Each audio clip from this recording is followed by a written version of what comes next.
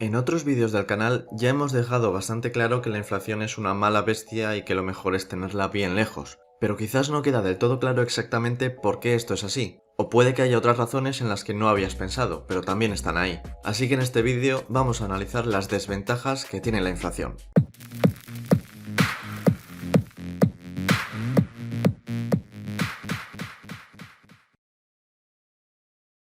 La inflación, en su sentido moderno, es la subida generalizada de los precios. Uno podría pensar que si los precios de los bienes que consume aumentan y su salario, que es el precio de su trabajo, también aumenta, entonces se quedaría igual que como estaba, como si la inflación fuese neutral. Pero no es esto lo que ocurre en la vida real y de hecho en este vídeo ya vimos por qué los más pobres son los peor parados cuando hay inflación. Si no lo has visto aún, puedes echarle un ojo ahora. No obstante, esa no es la única desventaja de la inflación.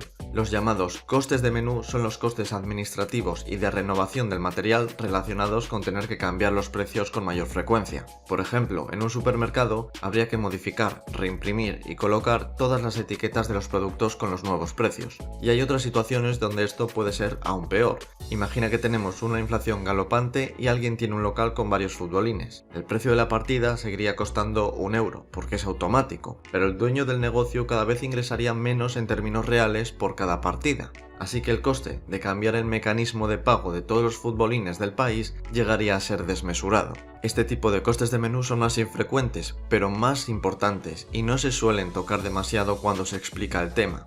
Y seguimos, porque hay más efectos nocivos. La subida de precios aprieta mucho las tuercas de aquellos que tienen ingresos fijos, como muchos trabajadores. Los convenios colectivos son acuerdos entre patronal y sindicatos en los que se fijan los salarios del sector para un periodo determinado. Si la inflación aumenta, pero los trabajadores están atrapados en ese acuerdo previo, habría que renegociar sus condiciones o esperar a que expirase, pero mientras tanto se estará perdiendo poder adquisitivo.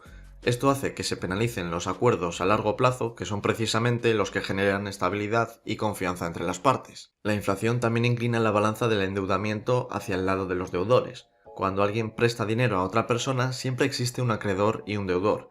El acreedor cobrará un interés al deudor en concepto de renuncia a su dinero en el momento presente, pero también por riesgo de impago y además una corrección por la subida de precios esperada. Sin embargo, si estos precios suben mucho más de lo previsto, el acreedor recibirá menos dinero en términos reales del que había acordado con el deudor, y a este último le ocurrirá lo contrario, deberá pagar menos de lo que en principio se había comprometido. No existe ninguna razón por la que se deba buscar beneficiar a una parte sobre otra, y este efecto es algo injusto que ocurre al margen del trato al que llegan acreedores y deudores. Pero eso no es todo. ¿Qué pasará si la inflación provoca que los que ahorran y prestan ese dinero ahorrado se expongan a ser castigados? Pues que se desincentivará que la gente ahorre. Y si la gente no ahorra, no se renunciará al consumo inmediato. Y si no se renuncia al consumo inmediato, no habrá fondos para invertirlos en proyectos a largo plazo que generen capital en la economía. Y si la economía deja de capitalizarse, terminará siendo mucho menos productiva en el futuro y por lo tanto mucho más pobre. Pero el peor efecto de todos es el de la distorsión que provoca la inflación sobre el cálculo económico. Imagina que fueses un arquitecto que tiene que construir un edificio en los próximos meses o incluso años, pero que mientras dura el proceso un metro no siempre tuviese 100 centímetros o un kilo no siempre tuviese 1000 gramos, sino que la relación iría variando a diario y tendería a aumentar. Pues la inflación es al cálculo económico lo que esa inestabilidad de medida es al cálculo físico y arquitectónico. Los empresarios y los trabajadores buscan fuentes de ingresos y afrontan gastos con desconocimiento sobre cuánto valdrá cada bien y servicio en el futuro cercano. Por ejemplo, si un empresario abre una marisquería y de repente los productos del mar aumentan muchísimo de precio, es posible que termine quebrando, porque sus clientes quizás preferirían abandonar el local e ir a comer a otro tipo de restaurante más barato, antes que pagar precios más altos por ese producto. O un trabajador tal vez podría aceptar un trabajo en otra ciudad y alquilar una vivienda allí, sin predecir que los alquileres se dispararían en poco tiempo mientras que su sueldo se estancaría.